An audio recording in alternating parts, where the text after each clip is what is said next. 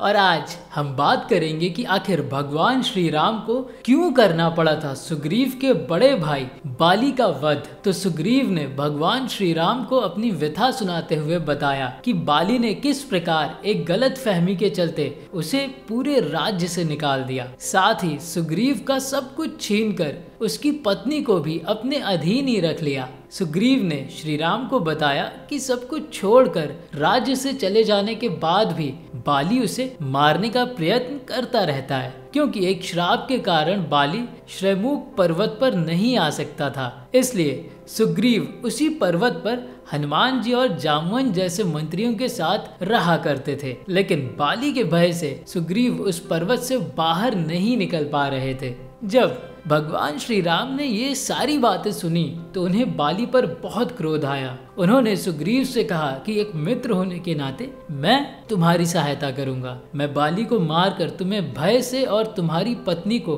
बाली के चंगुल से मुक्त कराऊंगा। ये सुनकर सुग्रीव ने श्री राम को बताया कि बाली को ये वरदान प्राप्त है कि जो भी उसके सामने उसे लड़ने या युद्ध करने के उद्देश्य से आएगा, उसका आधा बल बाली में ही समा जाएगा। यही कारण है कि बाली को अब तक युद्ध में कोई नहीं हरा सका है। ये सुनकर श्री राम ने कुछ विचार किया और फिर बाली को एक वृक्ष की आड़ से मारने का निश्चय किया। दरअसल अपने बल और वरदान के अहंकार में एक बार बाली ने हनुमान जी को अपने साथ लड़ने की चुनौती दी थी। हनुमान जी ने बाली की चुनौती को स्वीकार कर लिया, लेकिन बाली के पिता देवराज इंद्र घबरा गए। उन्होंने तुरंत जाकर हनुमान जी से प्रार्थना की कि वे बाली के सामने अपने बल का केवल कुछ भाग ही लेकर जाएं। हनुमान जी ने इंद्रदेव की प्रार्थना स्वीकार कर ली। वो बाली के सामने अपने बल का मात्र कुछ ही भाग लेकर गए। अब जैसे ही बाली हनुमान जी के सामने लड़ने के उद्देश्य से आया तो हनुमान जी के केवल इतने से बल का भी आधा हिस्सा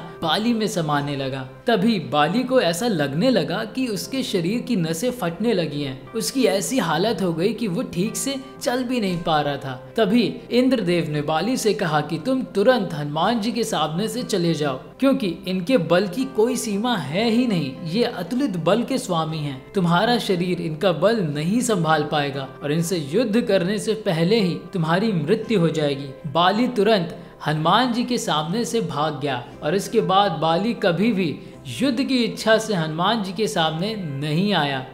अब सोचिए, जो बाली रामदूत हनुमान जी के बल को ही नहीं संभाल सका था, वो स्वयं भगवान श्री राम के बल को कैसे संभाल पाता। श्री राम जी ये बात बहुत भली भांति जानते थे। अगर वो बाली के सामने जाकर उससे युद्ध करेंगे तो श्री राम जी के निकट जाने से पहले ही बाली की मृत्यु हो जाएगी और इससे बाली को अपने प्रश्नों के उत्तर भी नहीं मिलते और वो असंतुष्ट होकर मरता, क्योंकि अपने बल के अहंकार में बाली को अब तक अपनी किसी भी भूल का एहसास नहीं हो रहा था। इसलिए श्री राम जी ने बाली को एक वृक्ष की आड़ लेकर मारने का निश्चय किया। जब बाली और सुग्रीव के बीच युद्ध हुआ तब भगवान श्री राम ने बाली पर एक साधारण सा ही तीर चलाया ताकि बाली की तुरंत मृत्यु ना हो और मरने से पहले उसे अपने सभी प्रश्नों के उत्तर भली भांति प्राप्त हो जाएं। साथ ही जब उसे अपनी भूल का एहसास हो जाए तब यदि उसकी इच्छा हो तो उपचार के बाद वो पहले की तरह जीवित भी रह सके।